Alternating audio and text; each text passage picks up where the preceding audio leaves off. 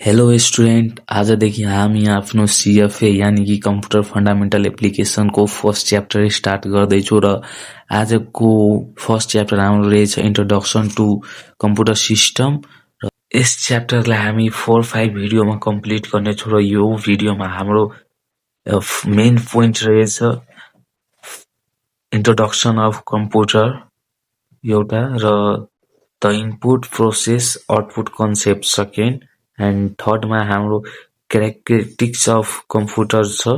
यसलाई हामी एक्सप्लेनमा पढ्नेछौँ यो के हो र कसरी काम गर्नेछ। त स्टार्ट गरौँ। फर्स्टमा इन्ट्रोडक्सन अफ कम्प्युटर हामी सबैलाई थाहा नै होला, सानैदेखि पढ्दै आएको कुरा हो।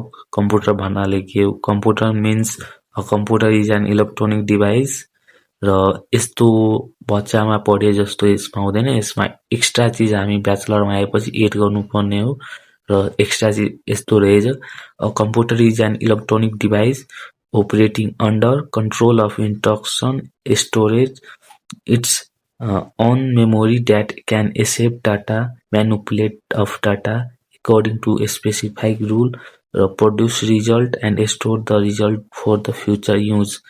यसको मतलब हो कि कम्प्युटर एउटा इलेक्ट्रोनिक डिभाइस हो जसले हामीसँग डाटा लिन सक्छ र उसलाई प्रोसेस गर्न सक्छ र हामीलाई त्यो प्रोसेस गरेको डाटा रिजल्टमा दिन सक्छ, जसलाई कम्प्युटर भन्ने गरिन्छ।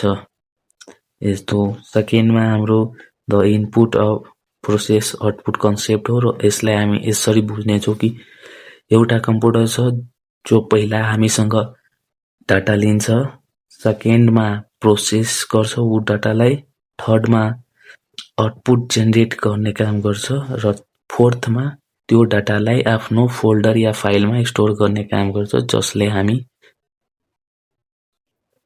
जसलाई हामी इनपुट प्रोसेस आउटपुट कन्सेप्ट भन्ने गर्छौँ। इङ्ग्लिसमा यस्तो रहेछ, the computer is an electronic device that first accept data, second process data and third generate output and fourth store data is also known as input process output concept. र यस्तै गरी थर्डमा रहेछ characteristics of computer र क्यारेक्टरिस्टिक्समा हाम्रो first word length हो, second speed हो, third storage हो, fourth accuracy हो, फिफ्थ इंटेलिजेंस हो, सिक्स फर्सेलिटी हो र सेभेन नन इन्टेलिजेन्ट हो। र यसलाई हामी यसरी बुझ्ने गर्छौँ सर्टकटमा, पढी नबुझौँ न त भिडियो लङ हुने जान्छ। सर्ट गर्ने हो हामी यो भिडियोलाई, फास्टमा बुझौँ। वर्ड लेन्थ भन्नाले एकपल्टमा कम्प्युटर कति डाटा हामीसँग लिन सक्छ र त्यसलाई प्रोसेस गर्न सक्छ, त्यो चाहिँ वर्ड लेन्थ हो। स्पिड भन्नाले हामीसँग लिएको डाटालाई कति फास्टमा ऊ वर्क गर्न सक्छ ऊ डाटामाथि, त्यो स्पिड हो। स्टोरेज भन्नाले उस कम्प्युटरसँग कति एबिलिटी क्षमता छ एकपल्टमा डाटा स्टोर गर्न सक्ने, त्यो भयो।